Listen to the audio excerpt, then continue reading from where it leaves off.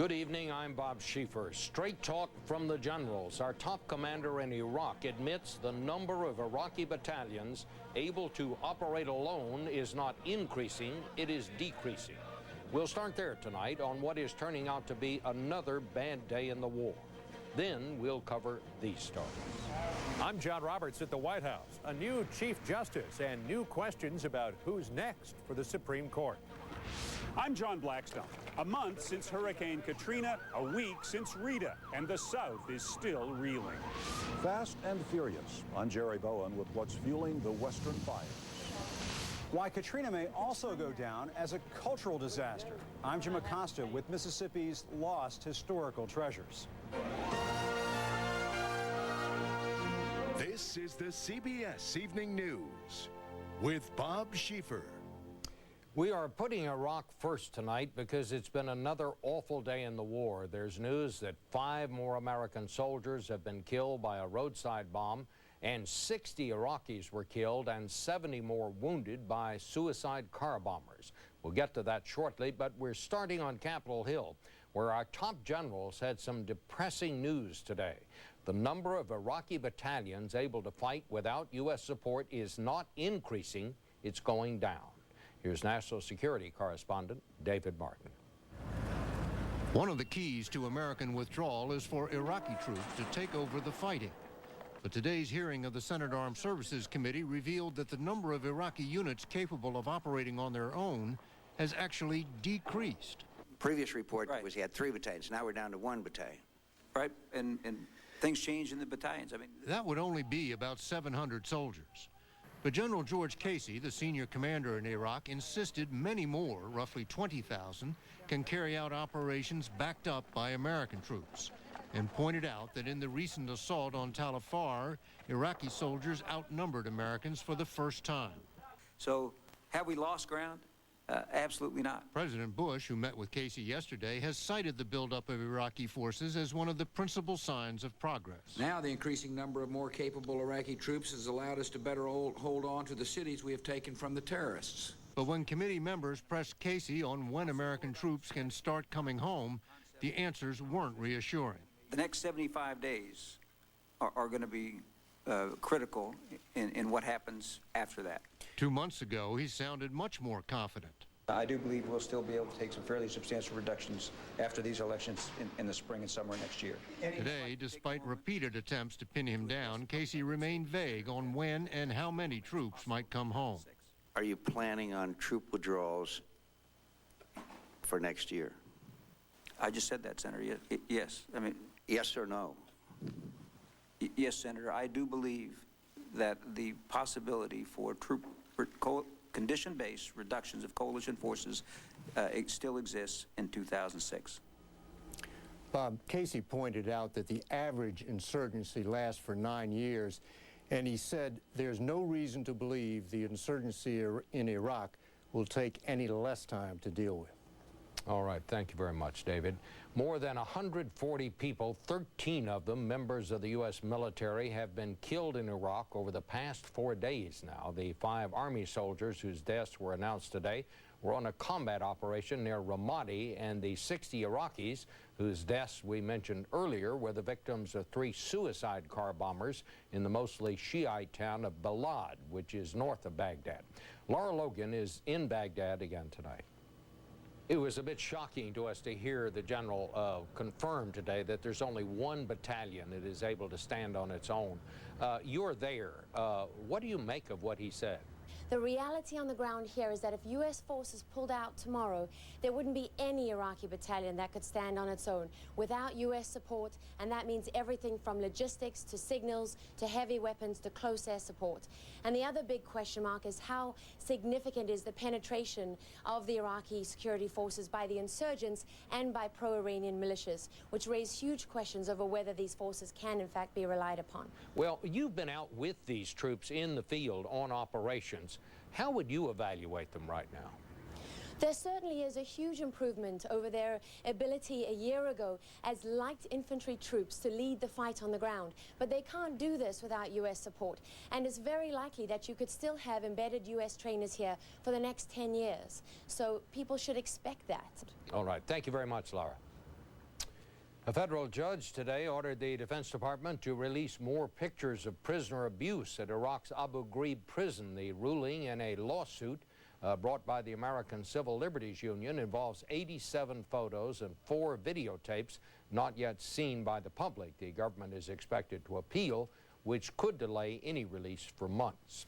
Now, today's other big story is expected. John G. Roberts was sworn in as the new Chief Justice after being confirmed by the Senate by a huge margin, 78-22.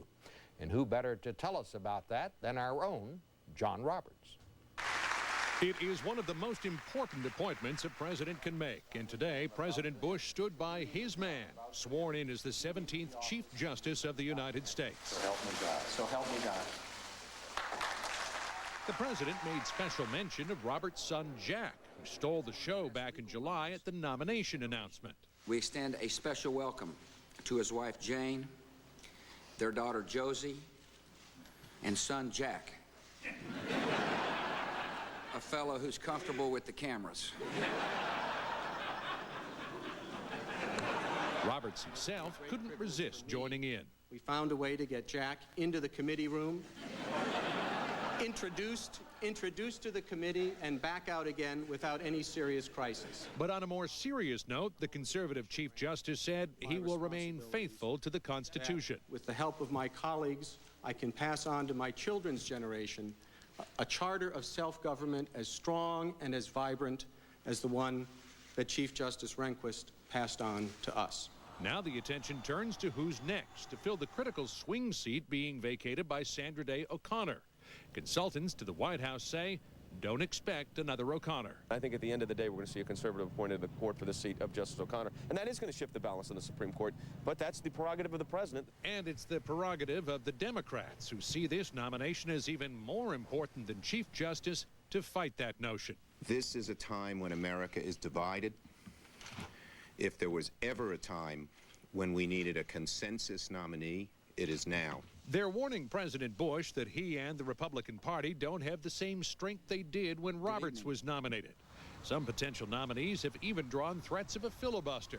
The White House doesn't seem worried. Well, they were saying that before, and it didn't happen. Whomever the nominee is, they got some support from Justice Ruth Bader Ginsburg, who said John Roberts was correct to not answer a lot of questions posed to him by the Judiciary Committee. She says it's not appropriate for a nominee to talk about how they would rule in a case that may come before the court. Bob?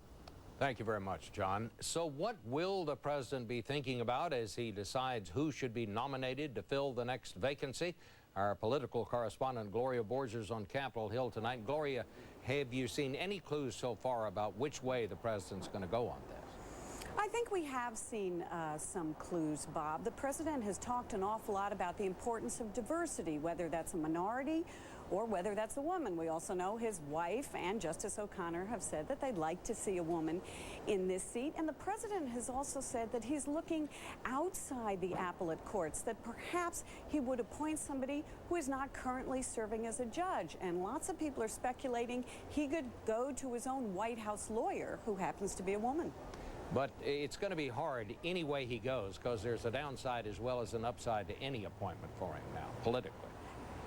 It's very difficult for him. He's got a tough choice to make. Does he go with a Roberts-like nomination that gets 22 Democratic votes again, or does he go with his conservative base? Conservatives are telling people at the White House, look, this is a fight you ought to want to have. You need to change the topic now from the hurricane, from ethics, from gasoline lines, from the war in Iraq. How about talking about your woman nominee to the Supreme Court? That's what conservatives are telling the White House. Whether they will listen, we don't know. Okay, thank you, Gloria. In New Orleans today, some business owners took the mayor up on his call to return to selected neighborhoods to help the city get back on its feet. But after those 2 hurricanes in just a month, the communities throughout the Gulf Coast states are struggling day to day. Here's John Blackstone. With no electricity, air conditioning, or running water, Wilma Burns is trying to stay cool. For her daughter-in-law, though, it's all becoming too much. Every time I talk about it, I want to cry, so I just keep myself busy.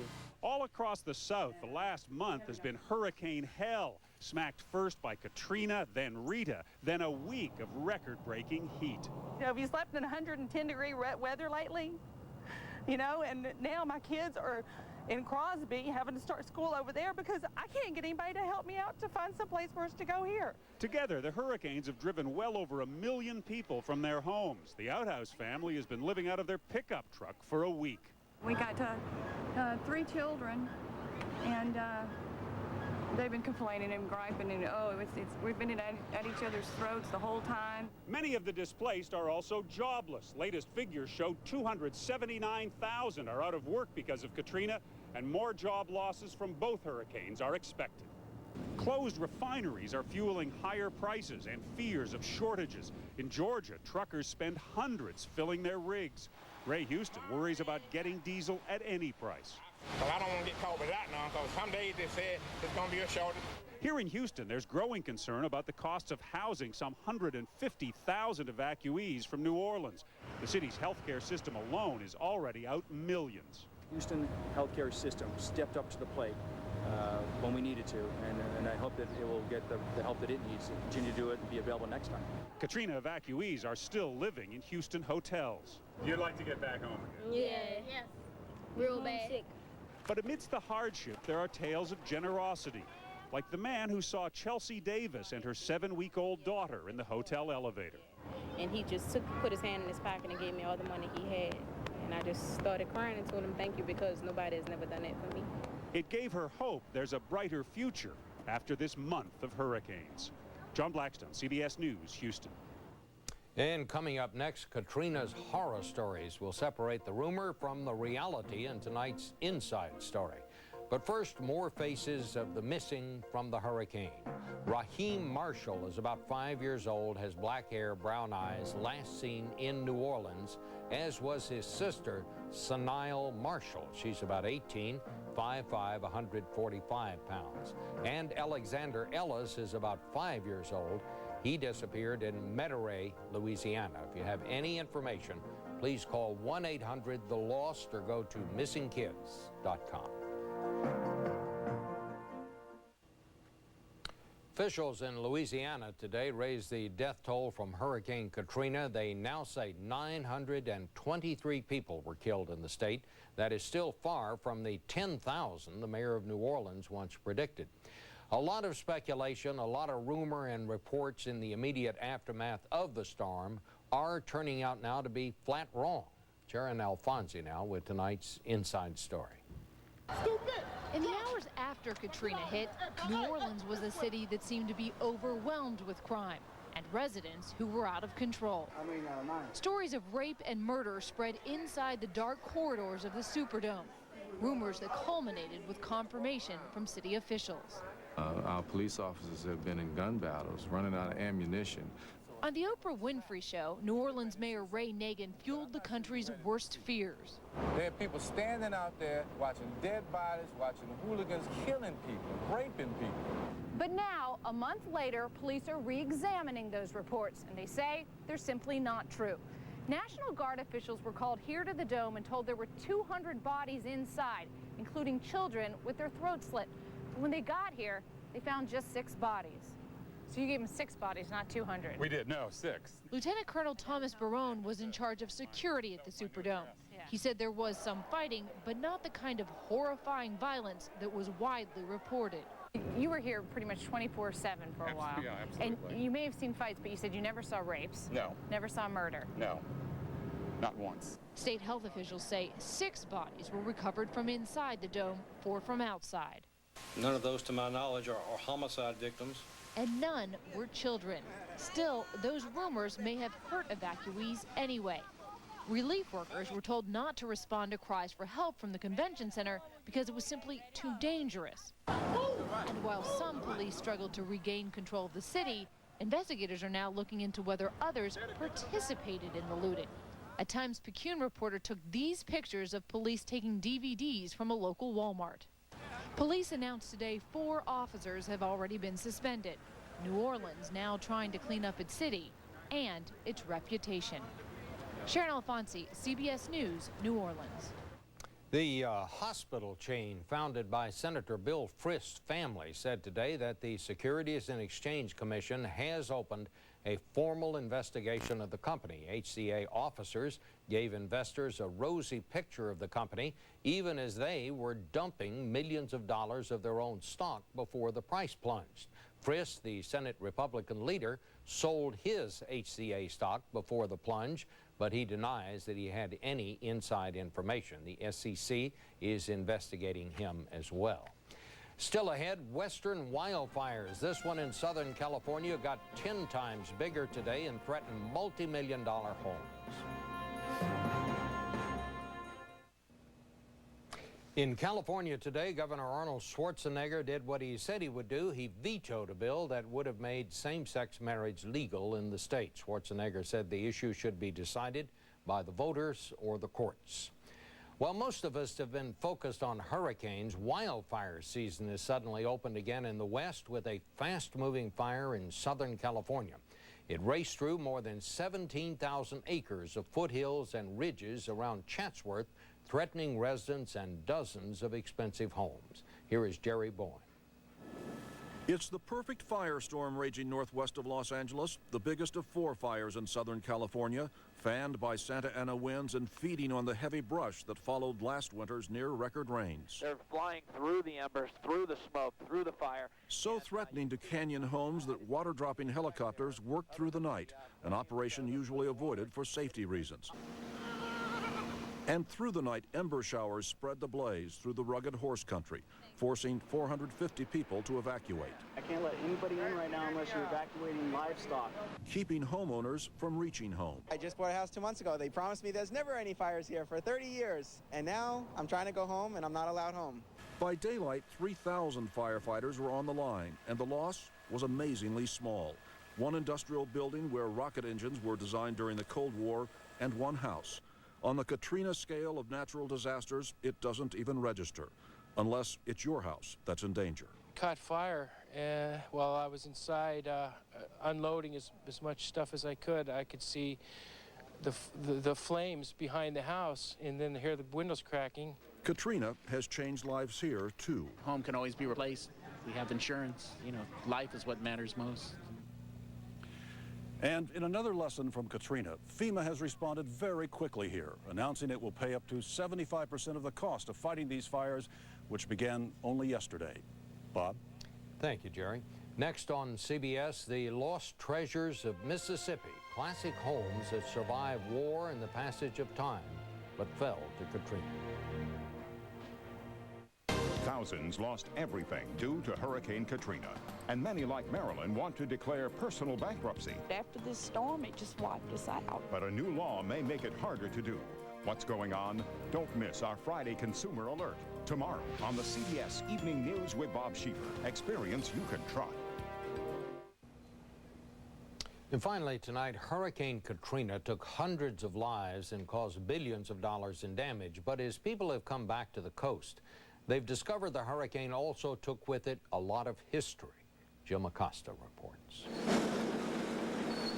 In the mountains of debris piling up in Mississippi are some of this state's greatest treasures, literally consigned to the ash heap of history. All along the Gulf Coast, mansion after glorious mansion lies in ruins, like this home, which predates the Civil War. All that's left is the palm tree. Another antebellum gem sits beneath the casino barge. The storm was truly a monster. It just ripped off the front porch and just scattered it. Beauvoir, the last home of Confederate President Jefferson Davis, survived the Civil War, but lost the Battle of Katrina.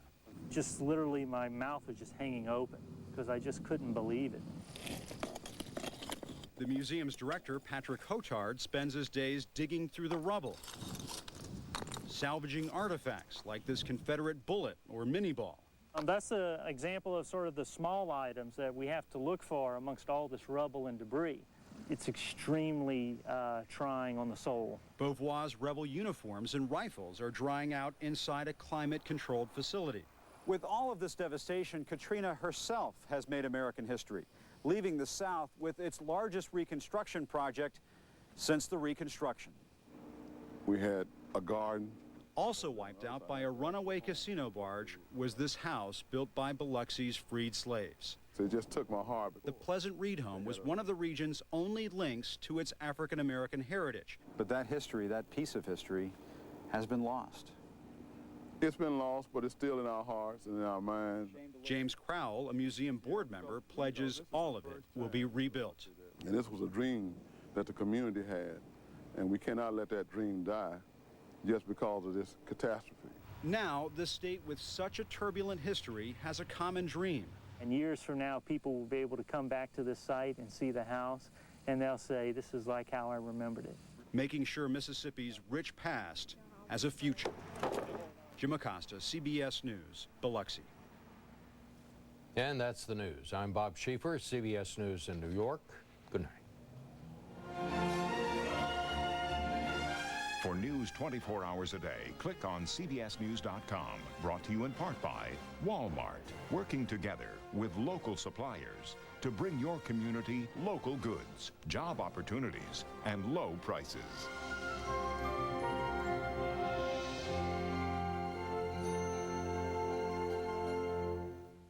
Why it may become harder for you to declare bankruptcy. Tomorrow, experience CBS News.